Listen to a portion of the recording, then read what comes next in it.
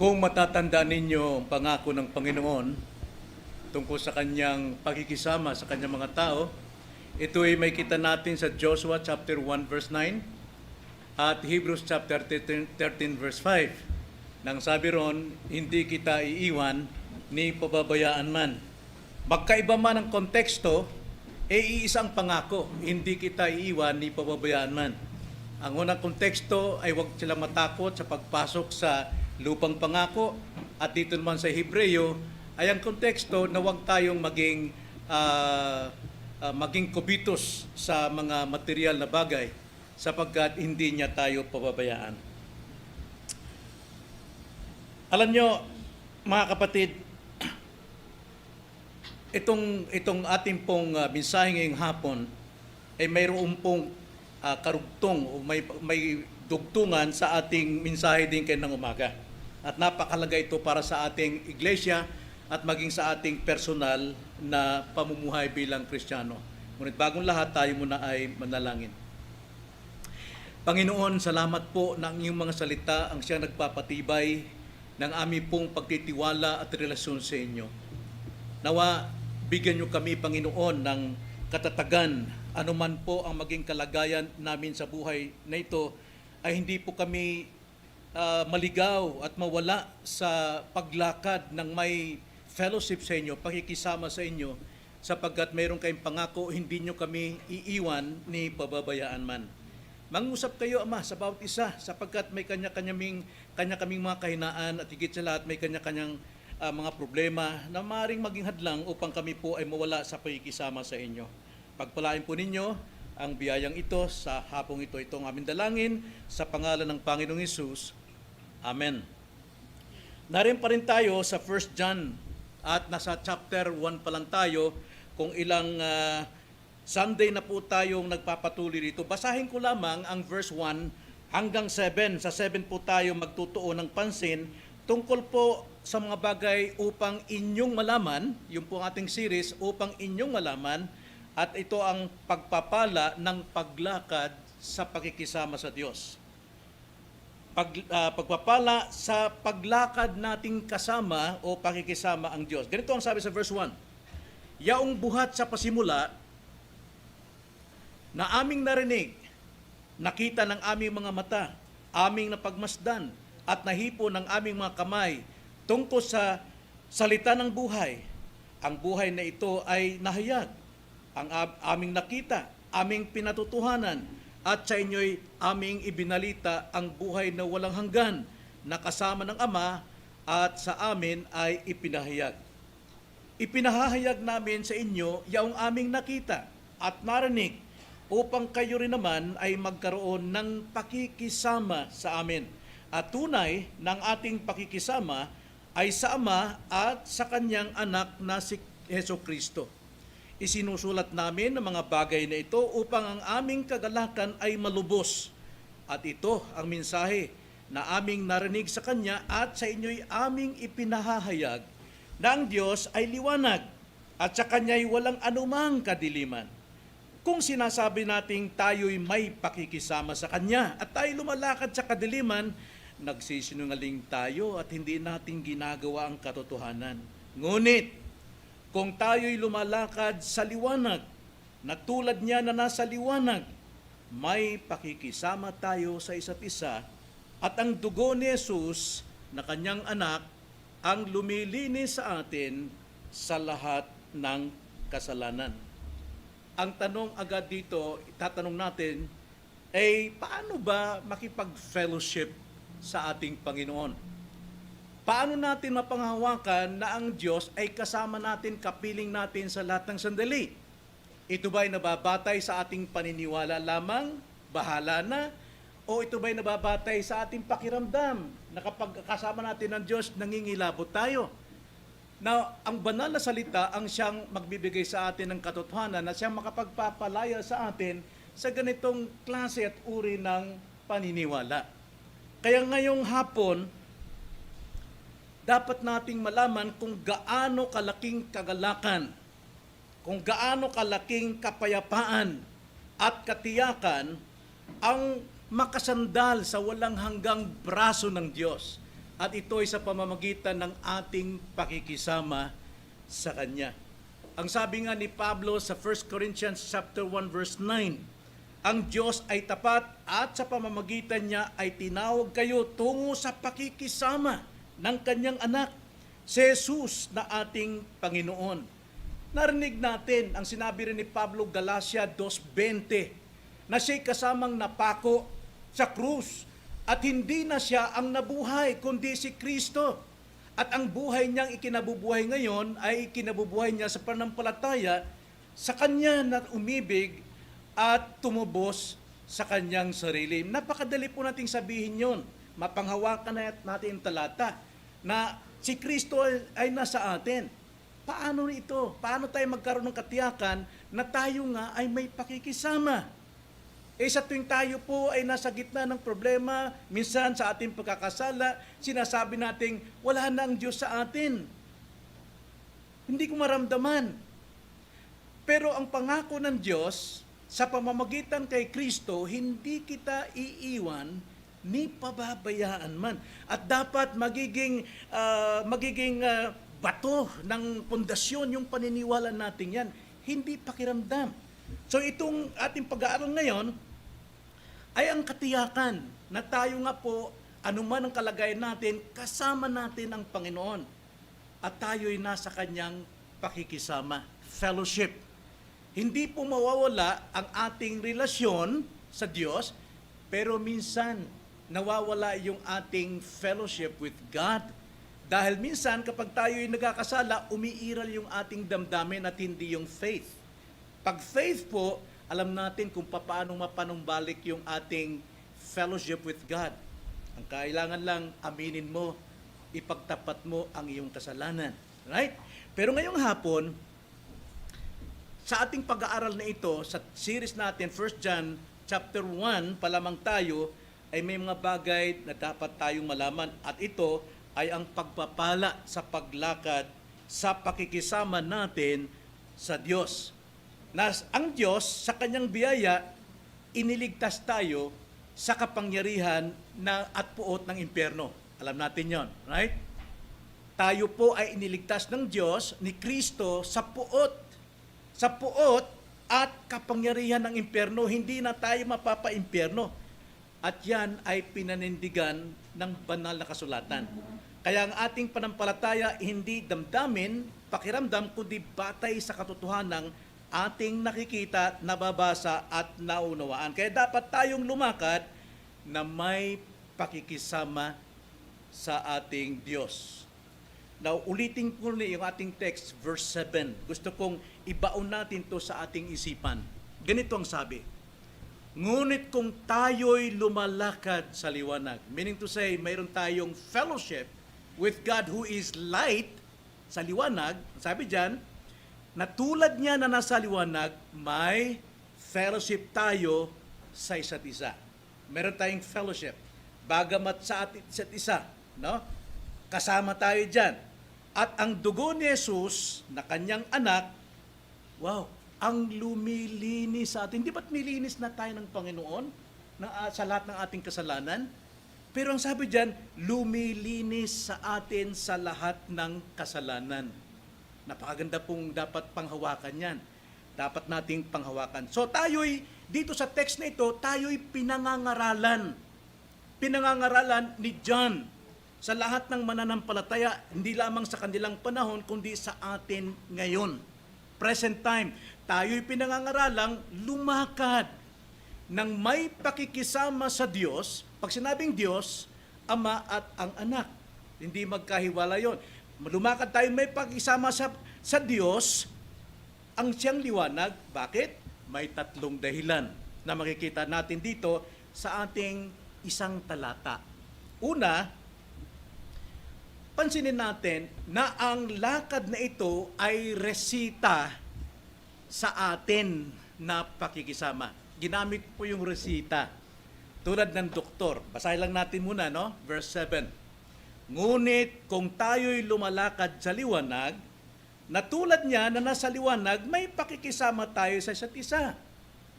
At ang dugo ni Jesus na Kanyang anak ay lumilinis sa atin sa lahat ng kasalanan. Hindi ito utos, kundi ito po ay statement of fact na kung tayo lumalakad. So, ibig sabihin nito, dapat lumakad tayo. Niresetahan tayo rito ni John na dapat lumakad tayong may pakikisama sa Diyos. So, dito iminumungkahi dito ni John ang tatlong mungkahi dito. Una, lumakad tayong kasama ni Jesus. Pangalawa, lumakad ay atas, hindi optional, hindi pinagpipilian.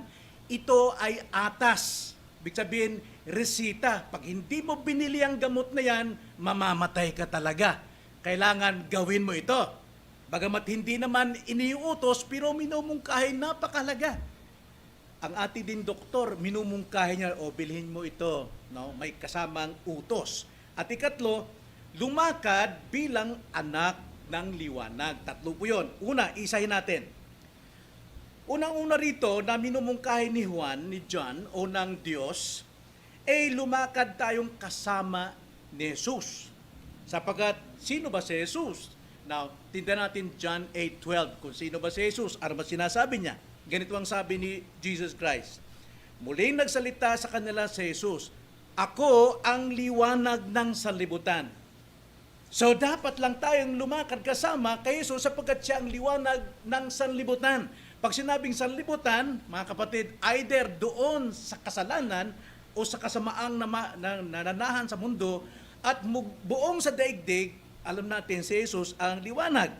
Ang sumusunod sa akin ay hindi kailanman lalakad sa kadiliman, kundi magkakaroon ng ilaw ng buhay. Hindi lamang kaligtasan, ligtas na tayo, pero ilaw ng buhay. Para bang bibigyan ka ng sulo para maglalakad ka habang narito sa mundo. Hindi na raw kailanman lalakad sa kadiliman ang sumusunod sa Panginoon. So, bagkos magkakaroon ng ilaw ng buhay. Meaning to say, mga kapatid, kapag ikaw ay sumusunod kay Jesus na siyang liwanag, siyang ilaw ng sanlibutan, hindi ka mangangapa. Hindi ka mangangapa sa iyong paglakad. Hindi ka madadapa, hindi ka mangangapa sa ignorance. Maraming Kristiyano, sinasabing Kristiyano, pero ignorante, nangangapa, nadadapa, nauhulog sa iba't ibang mga tukso. Why? Hindi sila sumusunod sa liwanag. Hindi sila nagpapa-under na sa liwanag ni Jesus sila dapat lumakad. Sapagkat si Jesus ang salita ng buhay. John 1:3, ang sabi daw, John 1:1, ating basahin mo ng John 1:1 at saka verse 4 and 5. Sa simula ay ang salita, at ang salita ay kasama ng Diyos at ang salita ay Diyos. Verse 4 to 5, nasa Kanya ang buhay at ang buhay ang siyang ilaw ng mga tao. See? Si Jesucristo na salita, nasa Kanya ang ilaw ng buhay natin, gabay ng buhay natin. Ang ilaw ay lumiliwanag sa kadiliman at ito'y hindi naggapi ng kadiliman. So si Kristo ang ilaw, the truth. At kapag tayo'y sumusunod sa truth, sa katotohanan, ang katotohanan kailanman hindi nagagapi ng kamalian, ng kadiliman. Kaya nga, taglay natin ang liwanag ng buhay, ang katotohanan ng buhay. Kaya sinasabi sa atin sa Old Testament, Psalms 119 verse 105. Anong sabi ron? Basahin lang natin. Ganito ang sabi, ilawan sa aking mga paa ang salita mo. Ilawan ng aking mga paa si Kristo. Sapagkat si Kristo ang salita at liwanag sa landas ko. John 8:31. Pagkatapos ay sinabi ni Jesus sa mga Hudyong sumasampalataya sa Kanya, kung kayo'y mananatili sa aking salita, sa aking katotohanan, sa liwanag ng inyong buhay, para hindi kayo mangapa at madapa sa iba't ibang kasalanan, kayo'y manatili sa aking salita, tunay ngang kayo'y mga alagad ko. Ang tunay na mga alagad ni Jesus, sumusunod sa liwanag. Sinong liwanag? si Jesus. Sino si Jesus? Ang salita. Ano ang salita? Salitang katotohanan. At ano ang katotohanan? Liwanag. Siyang ilaw. Kanya nga, lumakad tayo nakasama si Jesus. Na marami po ang nagsabi, ay kahit anong dilim nito, kahit nandito sa gubat, kasama kong Panginoon. How do you know? Paano mo sabing kasama ang Diyos? Ikaw ba ay sumusunod sa kanyang salita? Ipinamumuhay mo bang napag-aaralan mo? Ilang linggo ka na, ilang taong ka na, ilang buwan ka nang hindi nakikinig ng salita ng Diyos. Ikaw ay namumuhay sa iyong sarili, wala kang ilaw. Wala kang liwanag. Ang akala mo, nakasama mo si Jesus, pakiramdam lang. Ang pagka mayroong sabi natin, kasama natin si Jesus, ikaw ay namumuhay sa kanyang salita. Naunawaan natin? Kapag ikaw ay sakim, kubitos ka sa sanlibutan, mga kapatid, tiyak hindi ka namumuhay kay Jesus. Pero ang pangako pa rin ng Panginoon, hindi pa rin kita iiwan ni pababayaan man. Napakagaling ng ating Panginoon, right? Talagang napakabiyaya niya. Kanya nga, ikalawa, hindi lamang ito ay dapat ang minumungkahi ni John dito, lumakad tayong kasama na Jesus. Pag sinabing lumakad tayong kasama na Jesus, be sure, ina-apply mo ang means of grace. Ano bang means of grace? Kapag ikaw'y nagbabasa at ikaw'y nag-meditate sa salita ng Diyos, kasama mo ang Panginoon. Kapag ikaw'y sumasamba, mga kapatid, kasama mo ang Panginoon. Pangako niyan.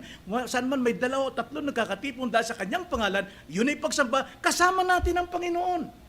Kapag tayo nag-witness sa lahat ibang bagay, mga kapatid, sa lahat, sa buong daigdig, ang sabi sa Matthew 28:20, I will be with you until the end of the age, hindi until the end of the world, kundi aeon, ages. Doon po ang pangako ng Panginoon, hindi kita iiwan, ipababayaan man. Kaya, anumang ginagawa natin sa bahay, we do all for the glory of God. Sinusunod natin, at kasama natin, may pakiramdam man o walang pakiramdam, sa iyong panampalataya, kasama mo ang Panginoon. So therefore, ikalawa, lumakad tayong kasama sa Panginoon, Jesus, yan ang minumungkahi. Ikalawa, lumakad tayo bilang atas, bilang utos, at hindi ito optional. Sa kanila ako magpipray.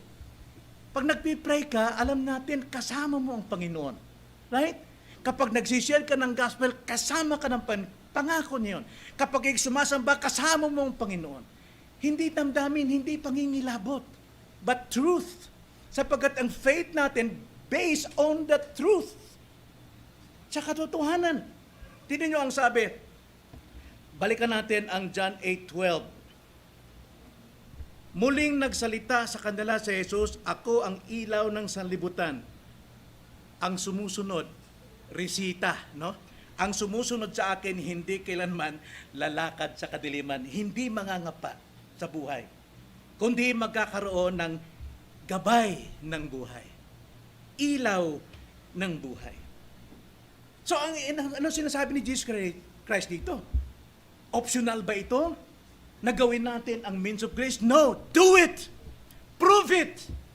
Examine yourself whether you are in the true faith. Suriin mo yung sarili. Hindi ito optional. Tignan mo, gawin mo, tungkulin mo ito. Na kailangan lumakad kang kasama ang Panginoon. At alam natin, ang pakikisama natin sa Diyos, nakadepende sa ating obedience sa Kanyang salita. Kaya nga, 1 Corinthians 10:31, in all things, whether you eat or drink, do all for the glory of God. Meaning to say, according to the light of His truth, dapat tayong nabubuhay. Lumakad ka, tulad niya na nasa liwanag sa ating text. Then ikatlo, lumakad as a child of God, bilang anak ng Diyos. Hindi ka lalakad bilang makasanlibutan. Naalala ko yung binabible study ni Brother Feli sa Pulo Road nung araw. No? May kagalit doon sa kapitbahay. Sabi niya, huhubarin ko muna ang aking pagkikristyano, bugno taday. Hindi mo pwedeng hubarin mo muna sandali ang iyong pagiging kristyano. Walk as a child of God. Yung po yung patotoo at patunay, kasama mo ang Panginoon. Kasama mo siya. Bagamat tayo temple of God, temple of the Holy Spirit, pero yan ay nawawala kung namumuhay tayo sa emotion. We live by faith. The righteous shall live by faith. And that faith without works is nothing. Kailangan tayong kumilos ayon sa salita ng Diyos bilang mga anak. Ephesians 5:8. Sapagkat kayo'y dating kadiliman, subalit ngayon ay liwanag sa Panginoon. Lumakad kayong gaya ng mga anak ng liwanag. Napakarami akong nakikitang Kristiyano. Even teachers and pastors. Na sila po ay nangangaral ng liwanag, pero habang sila nangangaral ng liwanag sa mga tao, siya'y nasa kadiliman. Sapagkat siya'y mayroong babae, may tinatagong pera, kung ano nung ginagawang kabulustugan sa buhay, nasa dilim siya bagamat nagtuturo ng liwanag. Kaya ang sabi rito sa atin, lumakad kayong gaya ng mga anak ng liwanag. Mga anak ng Diyos. So, walk as a child of God. Dapat tayong ganun. Tayo'y dating nasa dilim na eh. Alam na natin yun eh. Di ba? Maraming nag-aalok sa aking uminom kasi kilalanla kong manginginom. Dating buhay ko yun. Ba't ko babalikan? Kahit tikim, ayaw kong tumikim. Pero nakikita ko mga pastor, nagiinuman sila. Kasi daw, Christian liberty. Yes, okay, may Christian liberty tayo.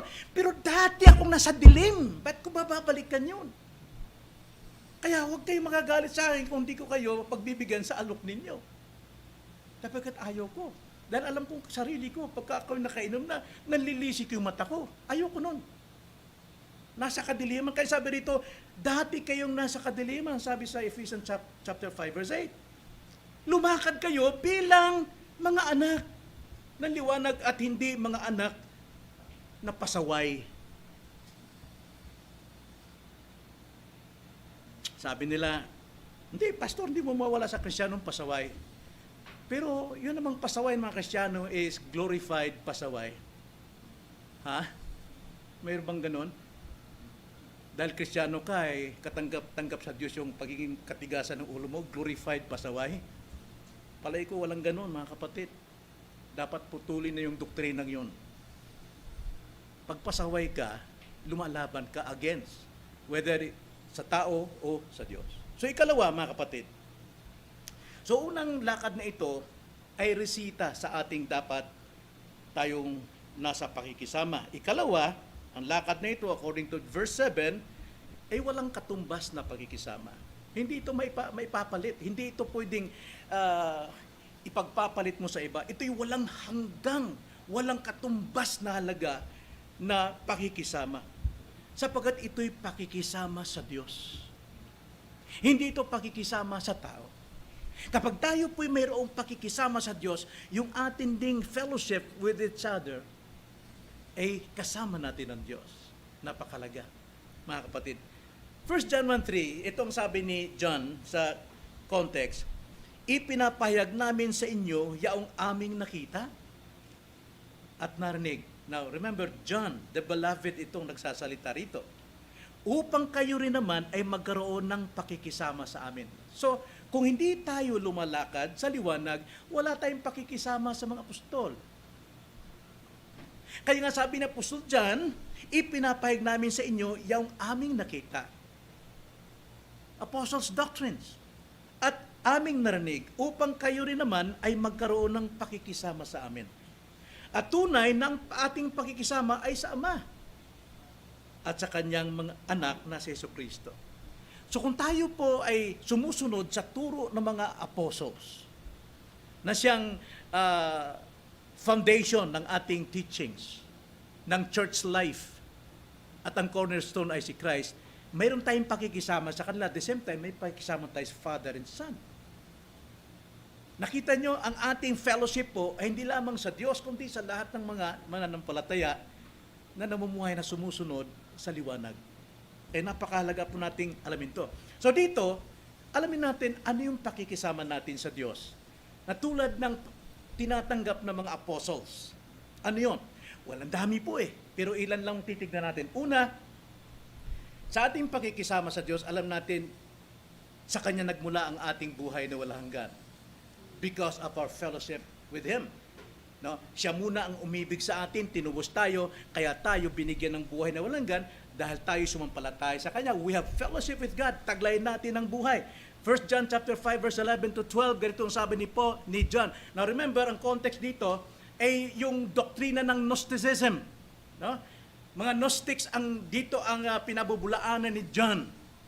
Kaya ang sabi niya rito, at itong patotoo, sabi niya sa verse 11, na tayo'y binigyan ng Diyos ng buhay na walang hanggan, at ang buhay na ito ay nasa Kanyang anak. So, ang eternal life na kay Jesus Christ. At dahil sumampalataya kay Kristo, naging anak tayo, at ang Espiritu ni Kristo naninirahan sa atin. Di ba? Yun ang ating natutunan sa ating salvation. Verse 12, ang kinaroroonan ng anak ay kinaroroonan ng buhay. Ang hindi kinaroroonan ng anak ng Diyos ay hindi kinaroroonan ng buhay. So, hindi tumutukoy sa ating life, yung natural life natin, but eternal life. Ang mga taong diyang hindi tumatanggap o hindi sumasampalatay kay Kristo, may buhay sila, mayayaman sila, matatalino siya, but they are dead. Spiritually dead. Alam natin yung Ephesians 2:1. Pero lahat ng mga kinaroroonan ng anak ang siyang buhay, kaya bawat isang tumanggap sa Kanya ay may buhay na walang hanggan. Napakalinaw po noon mga kapatid.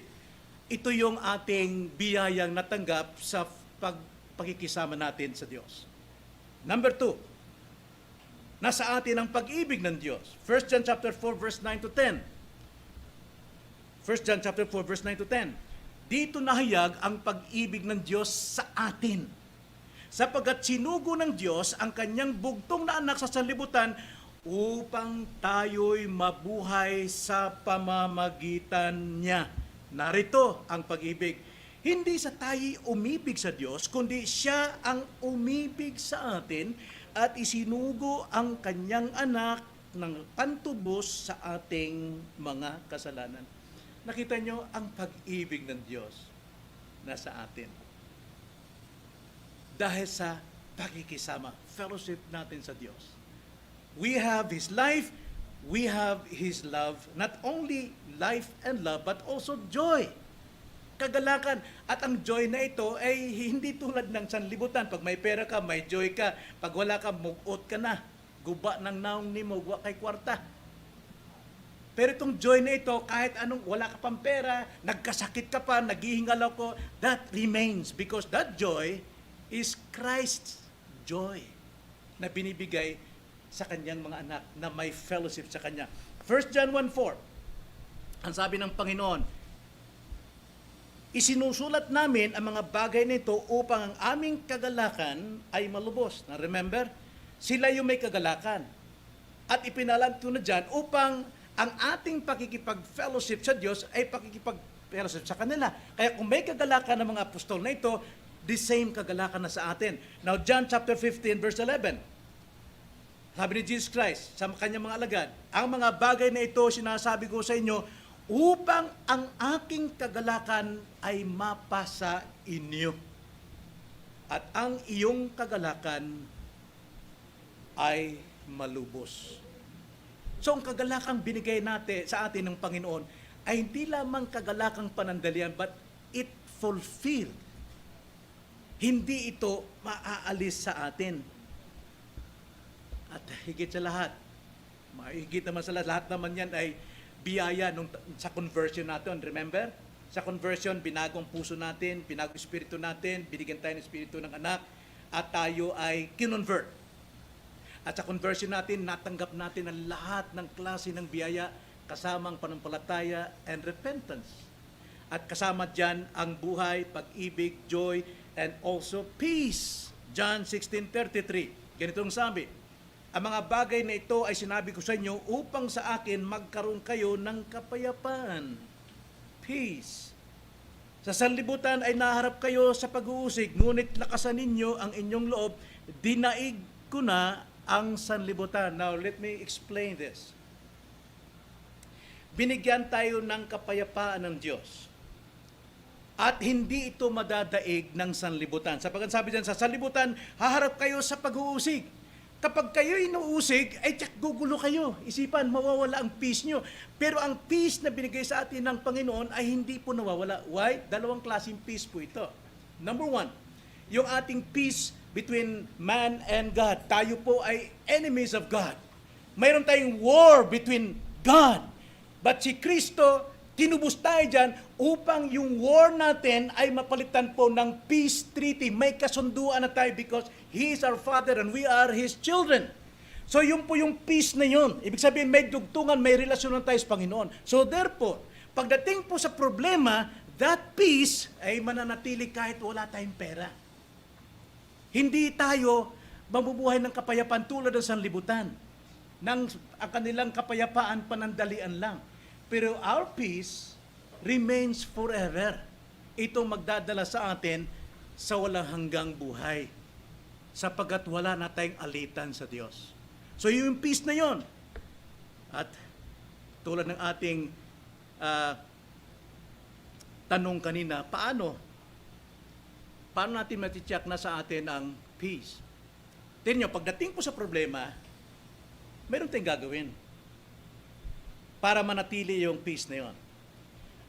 Philippians chapter 4 verse 6 to 7. Ito hindi maaalis sa atin to. Lahat tayo nakakaranas nito. Ang sabi rin po dyan, huwag kayong mabalisa. Pag may problema tayo, balasang balisa eh. Di ba? Pero ang utos ng Panginoon, huwag kayong mabalisa sa anumang bagay, kundi sa lahat ng mga bagay, sa pamamagitan ng pananalangin. Na alam natin, we have fellowship with God. Kapag tayo po'y nananalangin, dinidinig tayo. Not because sa atin, kundi si Kristo ang nasa atin. Siya yung namamagitan sa atin. Remember? Siya ang namamagitan, si Kristo. Siya yung 1 John chapter 2 verse 1. Mayroon tayong tagapagtanggol. Bagamat tayo bumabagsak sa kasalanan, si Kristo namamagitan sa atin sa Ama. Father, forgive that man. Binigay ko yung buhay ko sa Kanya. Kaya pakinggan mo siya. So, ang sabi dyan, huwag kayong mabalisa sa anumang bagay, kundi sa lahat ng mga bagay sa pamagitan ng panalangin at pagsamo na may pagpapasalamat ay ipaalam ninyo ang inyong mga kahilingan sa Diyos. Nang sa ganon, ang kapayapaan ng Diyos na hindi maabot ng pag-iisip ang mag-iingat ng inyong mga puso at mga pag-iisip kay Jesucristo. Napakaganda po ng relasyon natin if we have fellowship with God. At ang fellowship na yan ay ating matatamo sa pamagitan ng ating panampalataya kay Jesus bilang our Lord and Savior. Mayroon tayong relasyon sa Kanya. So taglay natin ang Kanyang kapayapaan, pero dapat mayroon tayong gagawin.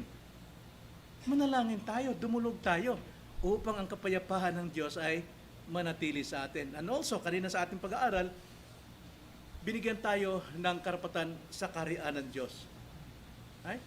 First Thessalonians chapter 2 verse 12. Ganito sabi, at kayo'y pinangaralan at pinalakas ang loob ninyo at nagpatotoo upang kayo'y lumakad nang nararapat sa Diyos na siyang tumawag sa inyo sa kanyang sariling kaharian at kaluwalhatian.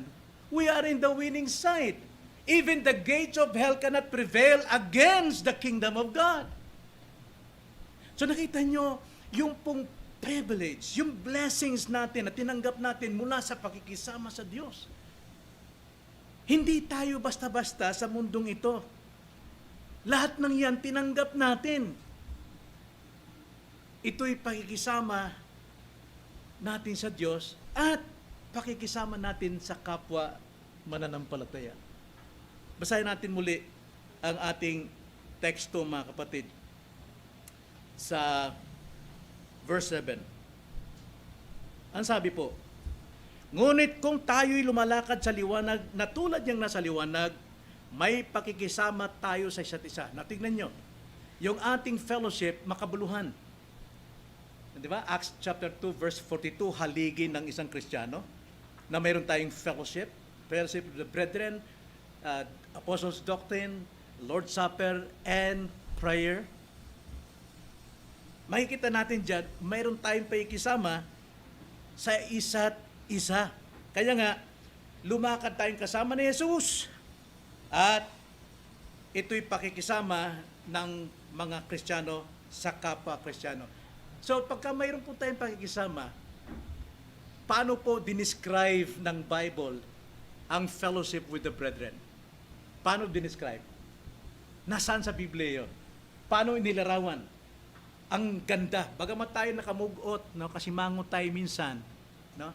Pero kapag ka ang mga anak ng Diyos nagkasama-sama, natulunwalhati ang Diyos sapagkat natutupad yung Psalms 133. Wow! Now, lahat tayo may mga problema. Pero ang Panginoon nalulugod sa atin sapagkat ginagawa natin yung fellowship with the brethren. Pag meron tayong fellowship with God, actually, na ito'y nangyayari sa fellowship with brethren. Basahin lang natin, Psalms 133. 3 verses lang naman ito eh. Tingnan nyo paano dinescribe ng Diyos sa magitan kay David na inspired by the Holy Spirit para isulat ang katotohanan ito mula sa Diyos. Ganito ang sabi, narito, napakabuti at napakaligaya kapag ang magkakapatid ay sama-samang namumuhay na nagkakaisa. Ito'y gaya ng mahalagang langis sa ulo na tumutulo sa balbas ni Aaron, tumutulo sa laylayan ng kanyang damit. Ito ay gaya ng hamog sa Hermon na pumapatak sa mga bundok ng Sion, sapagkat doon iniutos ng Panginoon ang pagpapala, ang buhay magpakailanman. Hindi ko na explain dyan. Dalawa lang naman ang tinuturo dyan. Ibig sabihin, pagka tayo po mayroong fellowship, mga kapatid, nalulugod ang Diyos, lumalaganap ang samyo ng bango ng kagandahan ng fellowship with their brethren. Itinulad din sa hamog na ito'y mabiyaya sa ibang tao. Pag nakita tayo, nakikita tayo po ay sumasambang nagkakaisa, blessing sa iba yun. Sasabihin nila, kailangan mapabilang ako sa grupong yan. So yun po ang dapat nating tignan. At ito ang gawain ng mga naunang iglesia. Gawain ito ng naunang iglesia, yung unang iglesia. Acts chapter 2 verse 42. Di ba ang sabi ron, nanatili sila. No? Proskartereo. Ibig sabihin dyan, nanatili sila. Ito po ay isang salitang present active. Indicative. Ibig sabihin, patuloy sila. Sila mismo active. Sarili nila mismo talagang nakikipagtipon at nagpapatuloy sila. Talagang ginagawa nila kahit ano pang trials ang dumating, nagpapatuloy sila. Saan? Apostles' doctrine, fellowship of the brethren, Lord's Supper, and prayer. Yung prayer po dyan, hindi po yung prayer na sinasambit natin, but a place of prayer na itinalaga para sa panalangin. Ano yung place of prayer? The church. The congregation. Kaya, dapat lahat ng Kristiyano nandyan din sa prayer meeting sapagkat ito'y pakikisama natin sa Diyos. At ang pakikisamang ito ng Diyos ay nalulugod ng Diyos. Kaya huwag nating sirain ang itinatag ng Diyos. Ang sino mang sumisira sa templo, mga kapatid, mayroon pong hindi karapat-dapat na ibinubunga.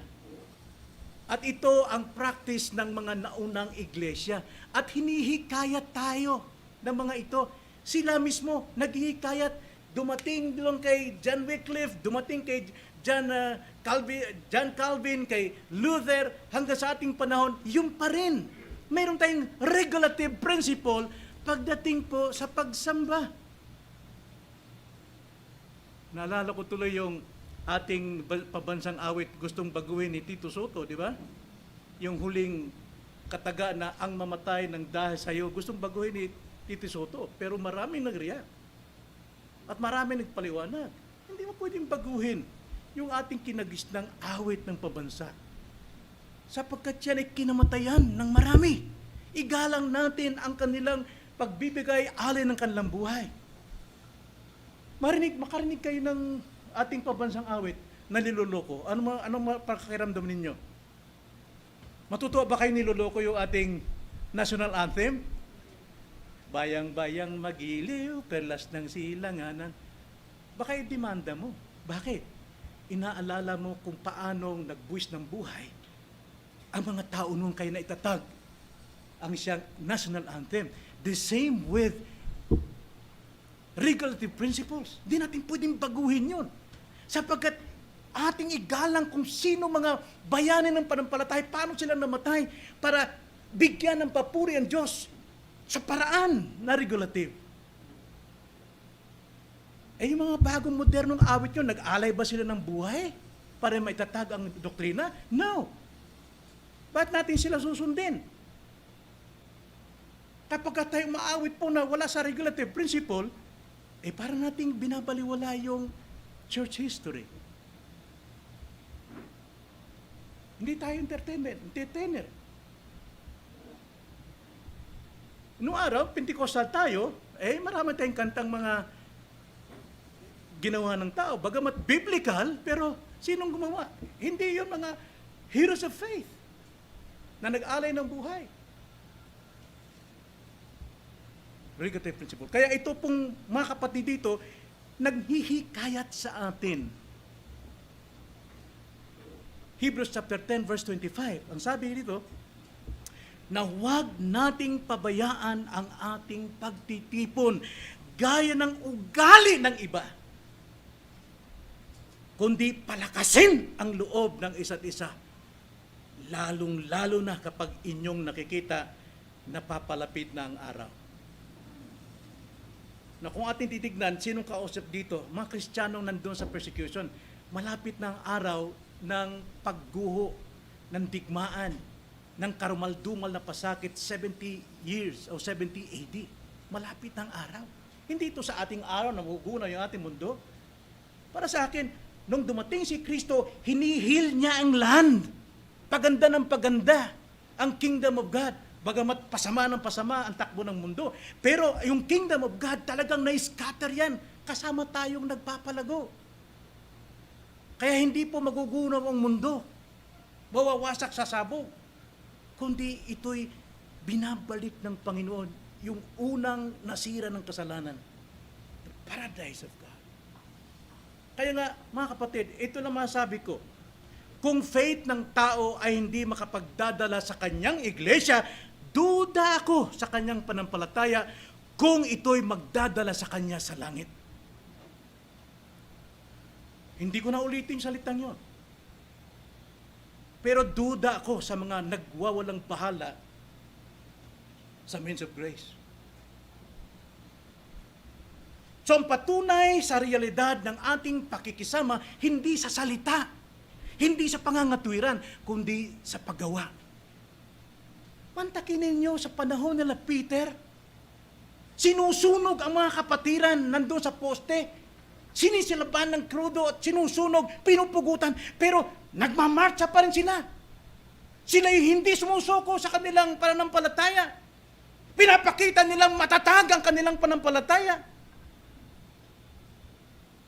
Hindi po nanghihina. Habang sila'y dinadarang sa nagliliyab na apoy, lalo silang umaawit ng tagumpay. Sino makapaghihiwalay sa pag-ibig ng Diyos? Ang kahirapan ba? Ang pag-uusig ba? Ang problema ba? Wala! For we are more than conquerors. Wala po. Kaya duda ako sa pananampalataya nila na hindi makapupunta sa pagsamba. Duda ako makapunta rin siya sa langit. Kaya mga kapatid, tapat ang Panginoon. Laging tapat. Hindi ko kayo iiwan, ni hindi ko kayo pababayaan. At kung saan pumupunta kayo doon, sa lugar na itinakda kong makikipagkita sa inyo, tapat ang Panginoon makikipagkita sa atin. Matthew 8:20. Ang sabi ng Panginoon doon, sapagkat kung saan nagkakatipon ang 2 o 3 sa aking pangalan, ay naruroon ako sa gitna nila. Ito dapat nating malaman. Na ang paglakad natin sa pakikisama sa Diyos ay isang biyaya. Nawa, imulat natin ang ating mga mata. Hindi convenience po ang pagiging Kristiyano, but a sacrifice. Offer your bodies as a living sacrifice. Hindi po ito konbinyente kung kailan may gusto at kailan maganda ang ating pakiramdam, tsaka tayo sasamba. Kung kailan mayroong pagkakataon, tanda natin, ang mga kapatid natin sa nauna, sila yung lumulusong sa gitna ng mga trials. Namamatay sila alang-alang sa atin para makarating yung ebanghelyong ito na mayroon tayong dapat tularan. Sana, mga kapatid, manindigan tayo sa ating pakikisama sa Diyos. Tayo manalangin. Panginoon, salamat po sa inyong mga salita na siyang nagpapatibay ng aming pong paninindigan, pananampalataya at pagmamahal sa inyo. Patawarin niyo kami, Panginoon, marami kaming kahinaan. At ang kahinaan namin ito, ginagawa naming big issues sa aming buhay. Ginagawa namin dahilan upang hindi kami makipagtagpo sa inyo. Gayong tapat ka na hindi niyo kami iiwan, ipababayaan man. Lord, nawa matuto na kami na mag-sacrifice ng aming buhay alang-alang sa iyong pangalan, sapagkat taglay namin ang iyong pong banal at dakilang pangalan. Ito ang aming dalangin sa pangalan ng Panginoong Hesus. Amen.